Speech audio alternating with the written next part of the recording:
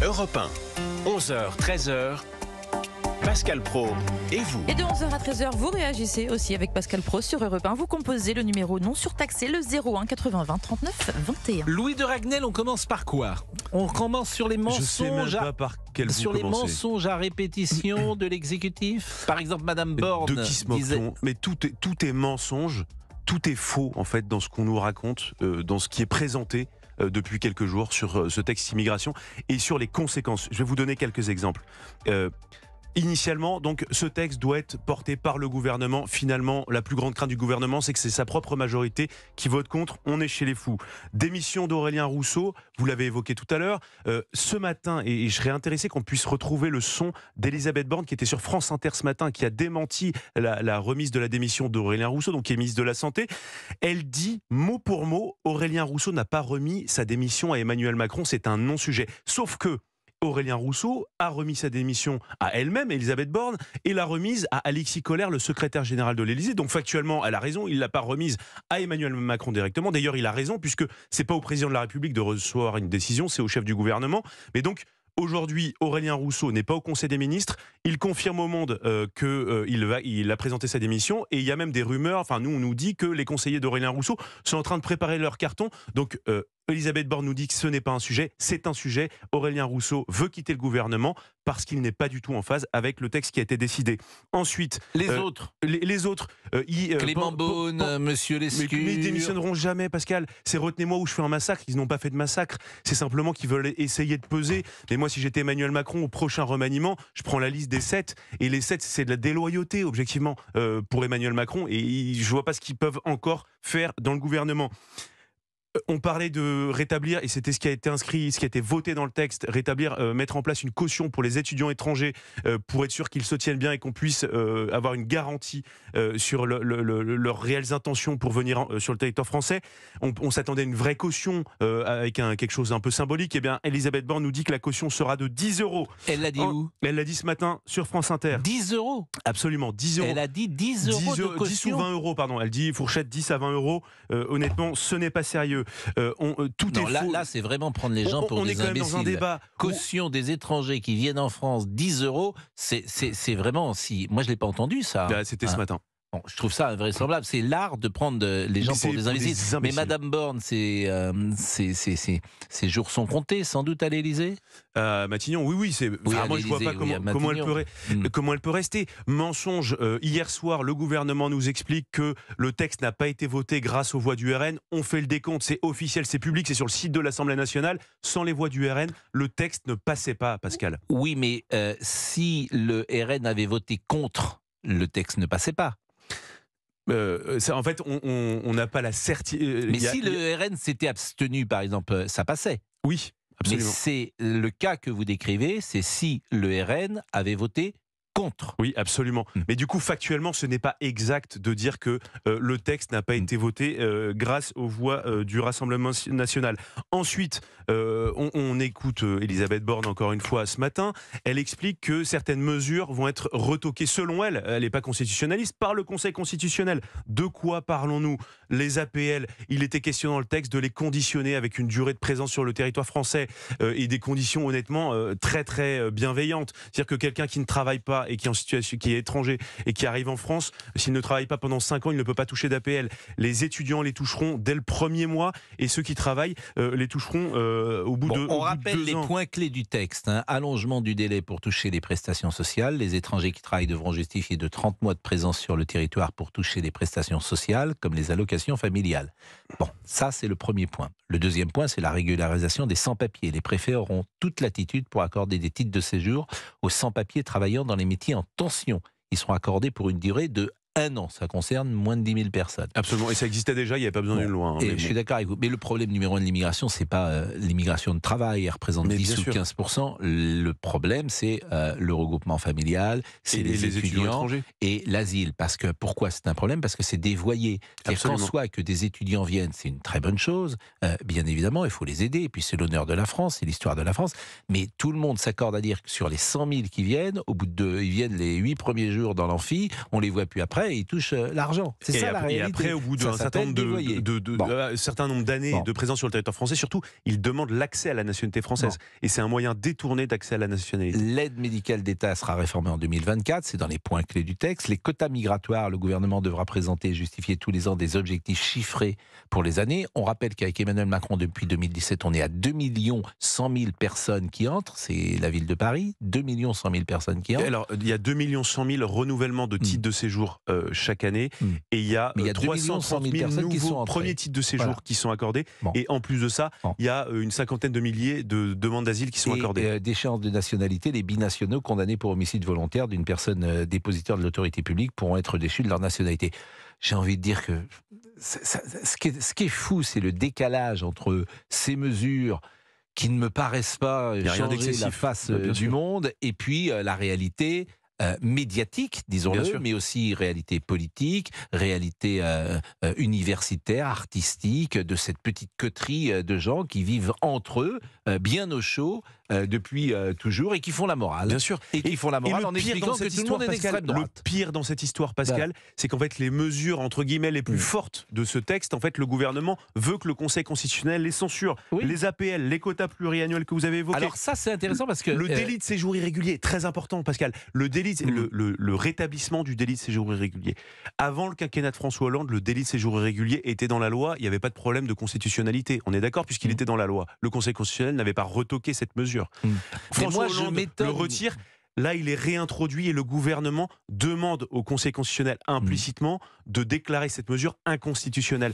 Et non, mais honnêtement, je m'étonne de proposer une loi, de voter une loi et de savoir qu'elle est déjà inconstitutionnelle. Je trouve que ce n'est pas sérieux. Mais bien sûr, Pascal, il y a un énorme problème par rapport à ça. C'est-à-dire qu'on est dans une situation aussi dans laquelle le gouvernement volontairement feint de tendre la main sur un certain nombre de mesures pour les oppositions et ensuite va signaler au Conseil constitutionnel, attention, regardez de près cette mesure, il faut la retoquer. Des choses inconstitutionnelles, c'est le problème des Républicains. Pourquoi proposer Pascal, des lois inconstitutionnelles? Il y a deux sujets. Le premier, c'est que le gouvernement accepte ces mesures-là parce qu'ils veulent que le texte soit adopté avec les voix des Républicains et d'autres. Le deuxième sujet, c'est que depuis 20 ans, le Conseil constitutionnel n'a jamais autant été saisi de textes. Avant, le Conseil constitutionnel se réunissait une fois par semaine. Aujourd'hui, c'est quasiment une activité, l'impression d'être dans une start-up. Non mais c'est-à-dire qu'ils travaillent énormément. Et Pascal, moi je pose la question, où est le pouvoir? Où est la prise de décision?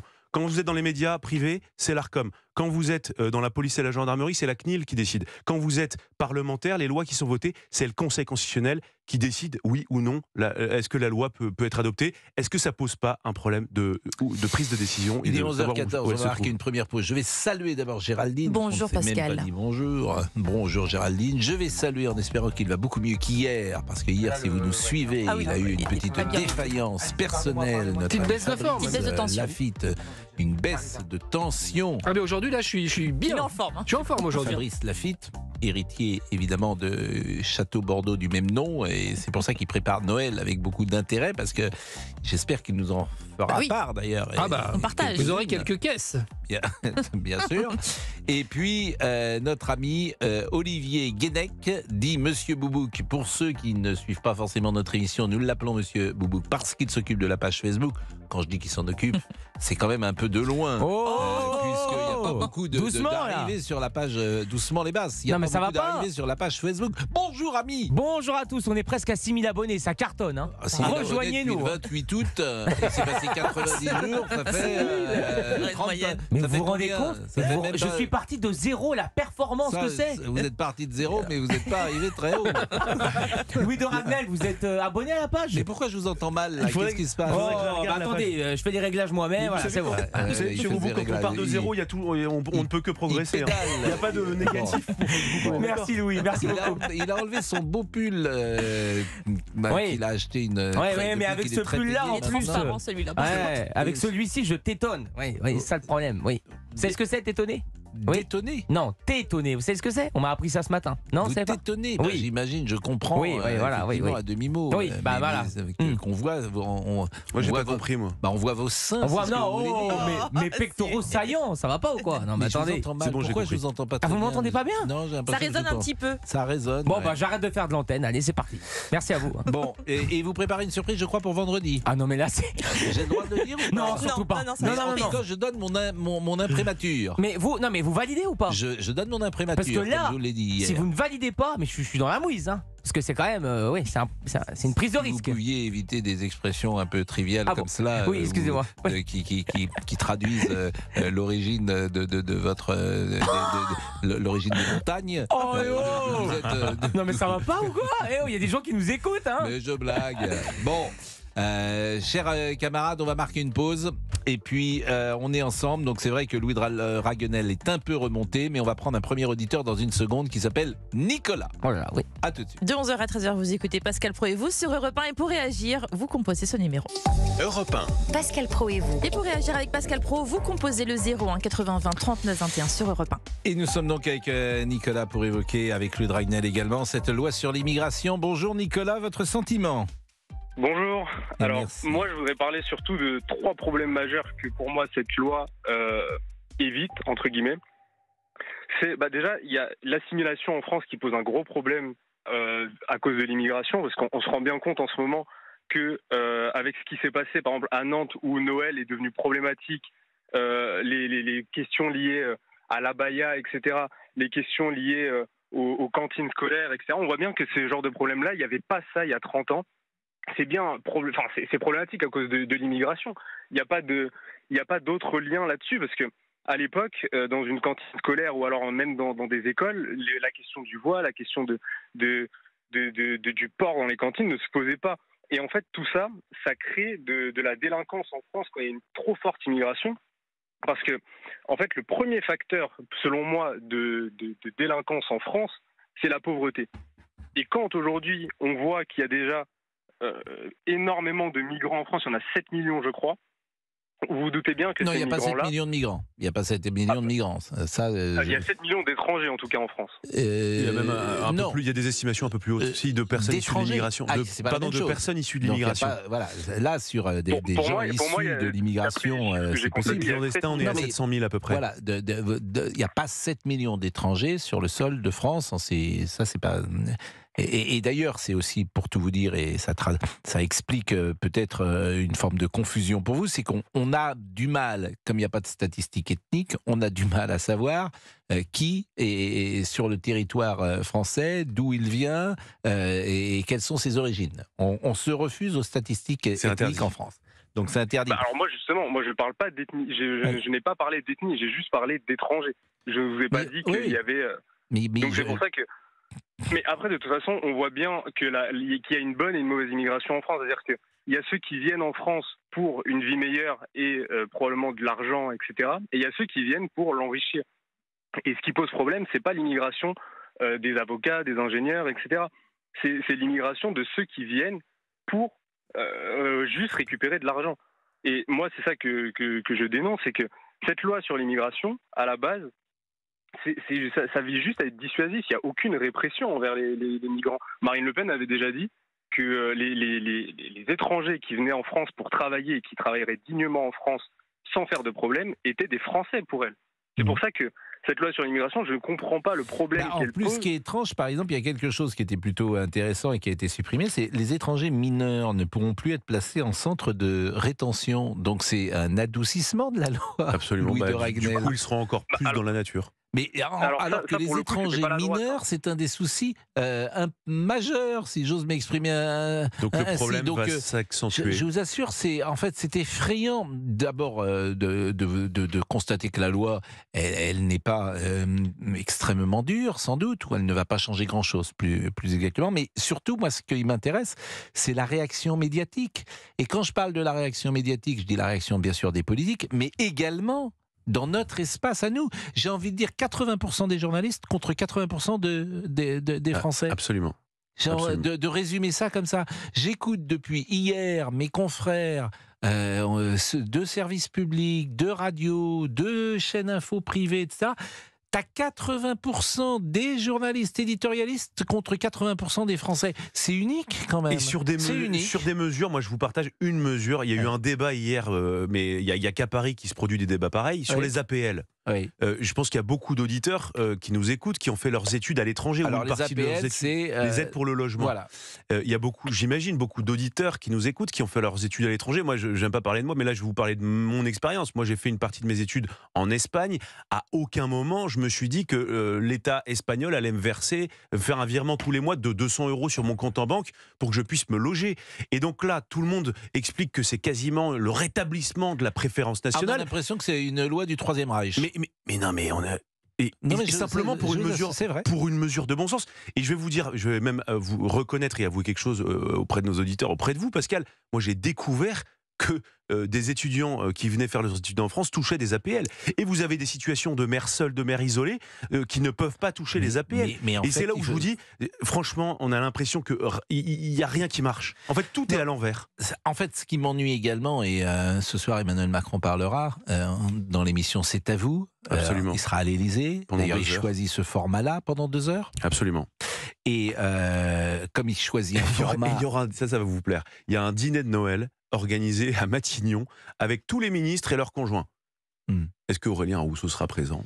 Bon, ce qui est intéressant, c'est qu'il choisit ce format, donc c'est un format qui n'est pas très solennel, disons-le, que cette émission c'est à vous, c'est-à-dire qu'il ne va pas dire grand-chose. C'est ça la réalité, parce que si il est là pendant 2 heures, il ne va pas dire grand-chose. S'il a quelque chose à dire, il prend la locution, il fait un type d'intervention différente. Donc là, c'est plus une sorte de conversation au coin du feu. Bien sûr, et puis qui aura lieu. Qu'est-ce qu'il peut dire en fait ? La difficulté, c'est que l'échec politique du projet de loi immigration est en fait l'illustration de l'échec du macronisme. Étienne est contre la préférence nationale, et ça nous intéresse. Pourquoi ? Bonjour Étienne, vous habitez où ? Bonjour Pascal, je suis heureux de vous retrouver, je vous ai suivi de RTL sur Europe 1. Voilà. J'habite près de Mirecourt. Mirecourt, mais je ne sais pas où c'est Mirecourt, c'est dans les Vosges ? C'est dans les Vosges, c'est la capitale mondiale de la lutherie. De la lutherie, oui. les violons, la fabrique de violons. Ah, ben alors voilà. Ça c'est une belle capitale mondiale. Et pourquoi c'est la capitale mondiale, Mirecourt ? Il y a un bois les luthiers de Mirecourt.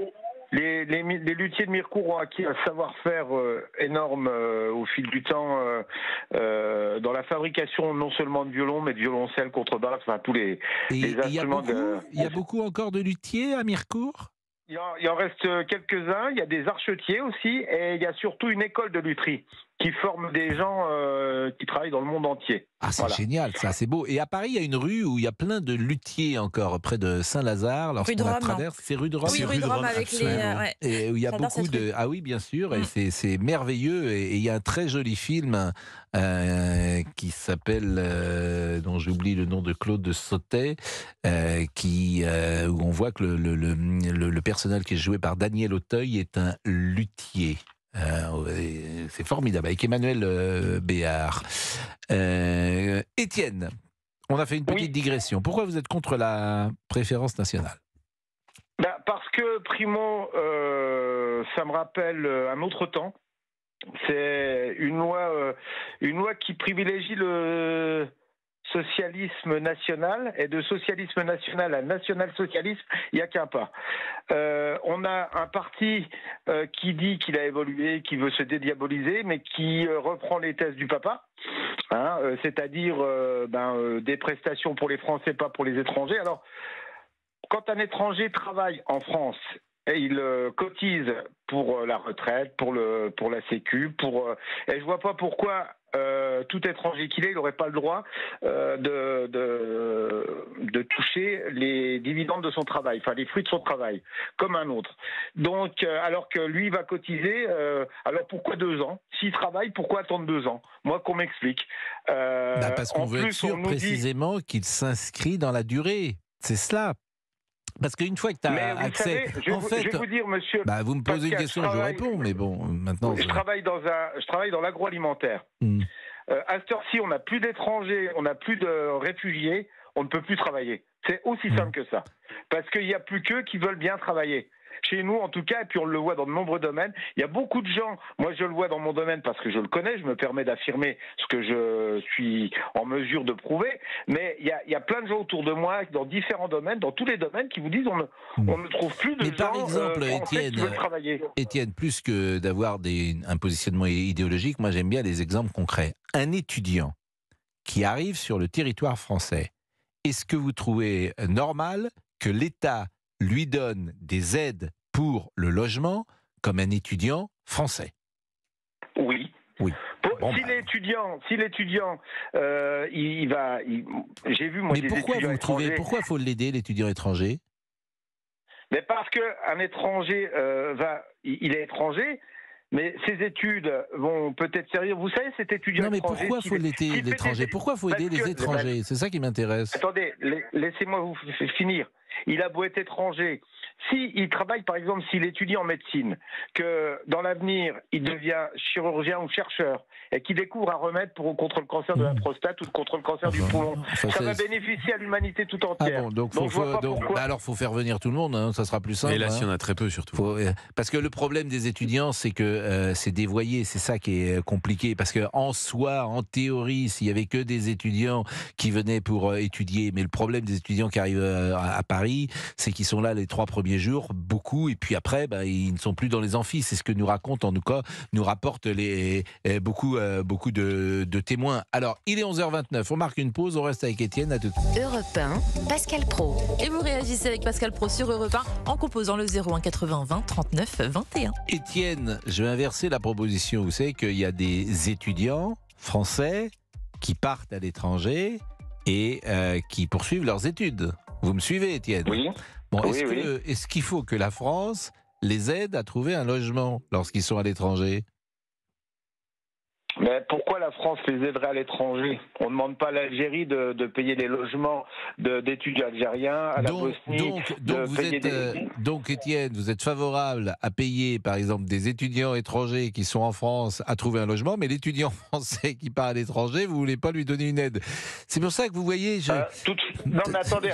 Déjà, l'étudiant qui part à l'étranger, je pense qu'il doit bénéficier d'aide, à mon avis, d'une façon ou d'une autre pour se loger. Quand il y a des programmes Erasmus ou autres, les programmes Erasmus, je pense que... Bon. En tout cas, vous ne m'avez pas convaincu sur vos arguments. Moi, je veux bien entendre tous les arguments, mais je pense... En plus, on parle des étudiants, mais moi, je parle en général. Parce que, moi, je vous dis que ici, près de Mirecourt, on a des tas de gens qui disent qu'il ne faut pas que les étrangers touchent les aides, mais eux-mêmes vivent des aides sociales. Je peux, dans mon village, j'ai des gens qui vivent d'aides sociales largement et qui sont français de souche. Donc je vois pas pourquoi on devrait interdire à des gens ou qu'on ne donne pas d'aide à des gens qui travaillent parce qu'ils sont étrangers, alors qu'on en donne à d'autres qui ne travaillent pas et qui auraient la possibilité de travailler. Alors quelqu'un qui ne travaille pas pour des raisons médicales, qui est dans la possibilité de travailler, je comprends tout à fait.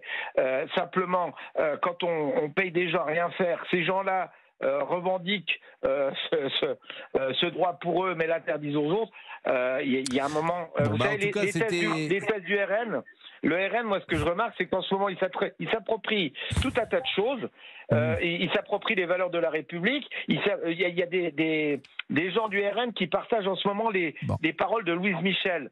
Alors, excusez-moi, mais Louise Michel, elle doit faire 3 tours. Ça doit être une toupie dans sa tombe. Étienne, je vais vous proposer 4 mesures. J'ai compris. Je vais vous proposer 4 mesures et vous allez me dire ce que vous en pensez. Fermeture des frontières, suspension de l'immigration, réserver certaines prestations sociales aux nationaux et incompatibilité entre l'islam et nos lois. Qu'est-ce que vous pensez de ces 4 propositions?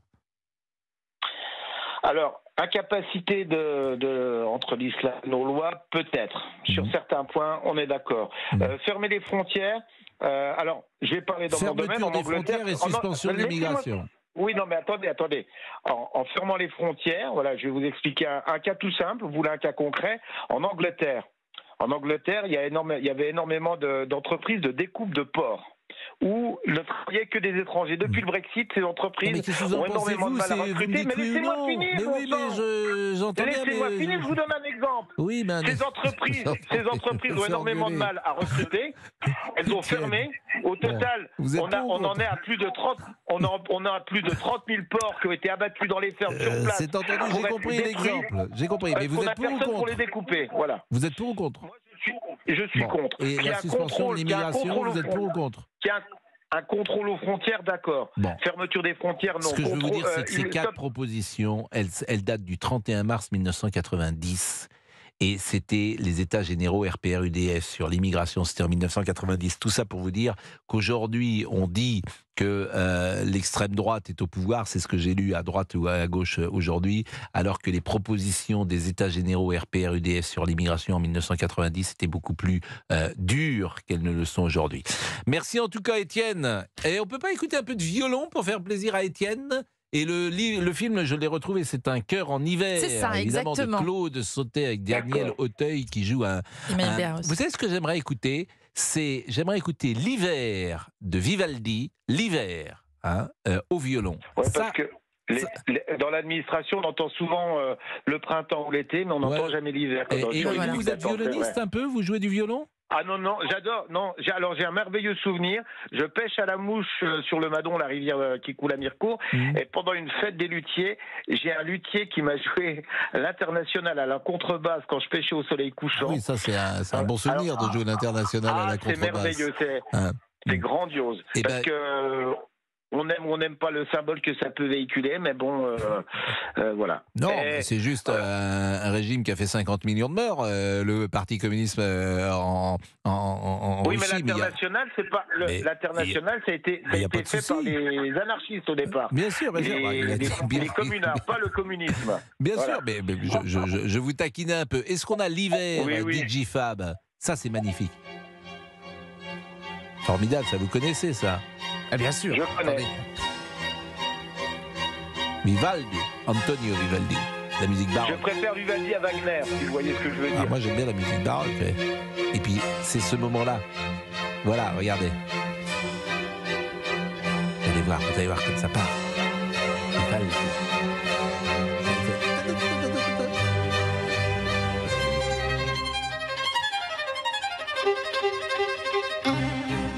Oula, ça va vite, c'est beau. Ouais. Et on le voit le violon en écoutant. Oui, tout à fait. C'est ça qui est impressionnant.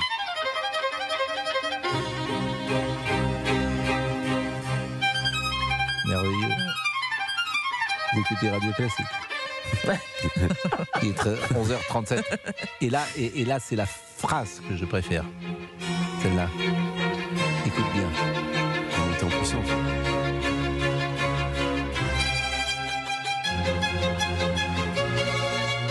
On voit Pascal Pro en boîte de nuit là. Sur Vivaldi.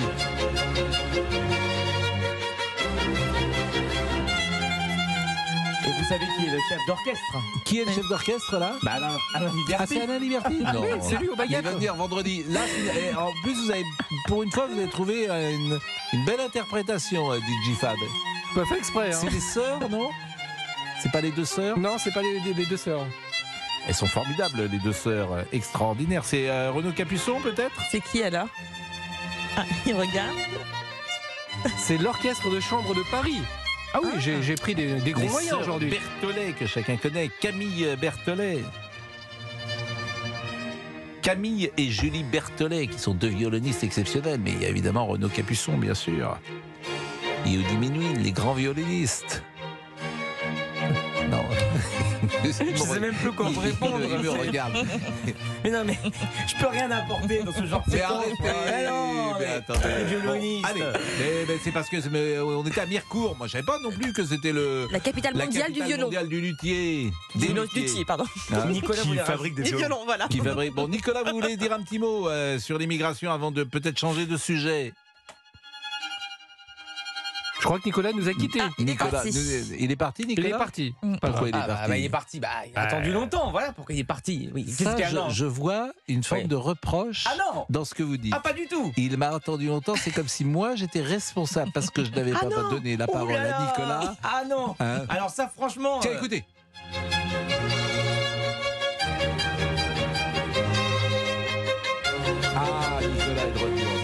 retour. Et bien sûr, Nicolas. Nicolas, vous êtes là? Oui, je suis toujours là. Bon, ok. Vous avez 22 ans, Nicolas, vous êtes étudiant? Oui, c'est ça, je suis étudiant. Vous bénéficiez, par exemple, vous, des APL? Alors moi, j'en ai, mais alors c'est de l'ordre de même pas 100 euros parce que justement, c'est pas mal, déjà. Bien sûr, c'est déjà bien. 100 euros par mois? Par mois, oui, mais pour payer un loyer qui est de 400 euros. Et alors, je suis d'accord avec vous, mais pardonnez-moi de le dire comme ça, on est tous venus à Paris, on était tous, on n'était pas, nos parents nous aidaient évidemment. Je suis à Melun, ce qui est quand même normalement bien moins cher, mais c'est déjà énorme déjà de payer 400 euros pour un loyer. D'où vos parents sont où, Nicolas? Pardon? Vos parents vivent où? Alors moi je suis du 77. Les Yvelines.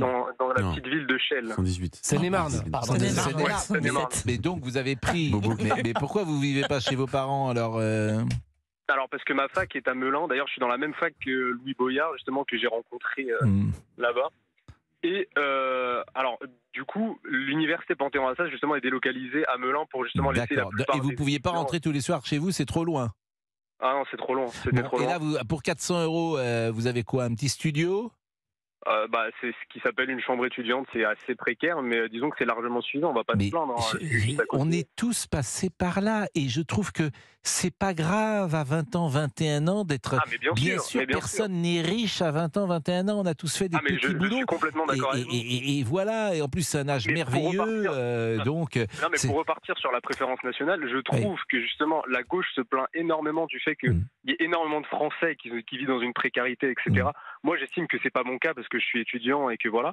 Mais la précarité étudiante fait partie quand même des axes principaux que défend la gauche. Mais derrière, ce sont les mêmes gauchistes qui veulent que l'immigration soit de plus en plus régulée en France, etc. Alors que ces gens-là prennent quand même une part d'argent, et cet argent-là, c'est de l'argent des Français, c'est de l'argent qu'on peut pas donner. Merci Nicolas, et joyeux Noël à vous. Quand je dis on est tous passés par là, c'est vrai qu'en 86, moi j'habitais une petite chambre de Bonne, avenue des Lots, dans un quartier qui était plutôt chic. J'entrais par l'escalier de service. L'escalier était pentu, c'était au 7e ou 8e étage. Il n'y avait pas de douche. Il y avait une douche sur le palier. Les toilettes étaient sur le palier. Il y avait des chambres de bonne. Maintenant, il n'y a plus de chambres de bonne parce que très souvent, ça a été refait en appartement. Et c'était à aucun moment, vous vous êtes dit que ce n'était pas normal. Alors bien sûr, il y a des moments où c'était difficile. Voilà. Mais ça n'a jamais été difficile. On avait 20 ans, nos parents nous aidaient. J'avais la chance que mes parents puissent m'aider financièrement. Et puis voilà, alors ils n'étaient pas milliardaires, mais ils pouvaient nous aider, au moins à payer les 2 ans d'études d'école de journalisme que nous faisions à Paris. Et tout ça n'est pas très grave. 11h42. Qu'est-ce que vous vouliez dire sur Shell tout à l'heure, monsieur Boubouk? Vous voulez dire sur la géographie? Sur la géographie? Non, je crois qu'il voulait faire un concours de numéro de département avec Louis, parce qu'il est très fort. Oui, vous êtes très fort. Ah, pas du tout, non. Si, il nous l'a glissé dans l'oreille. Je vais poser la question à monsieur Boubouk. Non. Le 1, 2, 3. Les 3 premiers départements, lesquels sont? L'Ain, l'Aisne, et le 3 je l'ai pas. Allié. 2 sur 3, c'est pas mal. C'est pas mal, 2 sur 3. Pas mal. D'autant qu'aujourd'hui, il a mis son pull blanc des frères Jacques. Aujourd'hui. Transparent. Vous connaissez, vous, les frères Jacques? J'ai écouté quand j'étais petit dans la voiture. Et là, il a tout un stock. Il a parfois ils sont rouges, bleus, jaunes, verts. Et là, c'est les. Ça fait longtemps que j'ai pas écouté les frères Jacques. On écoute régulièrement. C'était les longs voyages pour la transhumance estivale, en famille, dans le monospace. Là, c'est des soupules. Des soupules en nylon, je sais pas où il achète ça. Non. À mon avis, en nylon, en coton. Non, mais oui, c'est vrai que je me sens nu avec ça. Je vais changer ça doit transpirer, ça doit pas être agréable. Mais t'as un t-shirt en dessous. Ça me colle à la peau, ça. Oh là là. Il met pas de t-shirt en dessous en plus. Ils sont saillants. Et vendredi, vous préparez une surprise. On a dit. Exceptionnel. Mais ça n'est jamais arrivé dans l'histoire d'Europe 1. Non, arrête. Non, arrêtez. Qu'est-ce que j'ai dit? Non, rien, mais arrêtez. Rien dire, Pascal. Et monsieur Liberty, il sera là. Il est venu nous voir, monsieur Liberty. Et il sera là vendredi. Il avait ses souliers aujourd'hui. Ses souliers? Parfois, il avait des souliers aux pieds. Oui, je me doute, il n'y a pas. Non, mais parfois, il a des baskets. Ah oui. Aujourd'hui, il avait des souliers. Vous observez souvent ses pieds, d'accord. Et surtout, vous faites la différence. Vous ne dites pas chaussures, en fait. C'est ça ce que souliers, baskets, vous essayez de dire. Tongs, Richelieu, Derby. Oui, je me doute. Vous avez rarement dédié Richelieu. Ah oui, non, et encore moins Derby. 11h44, à tout de suite.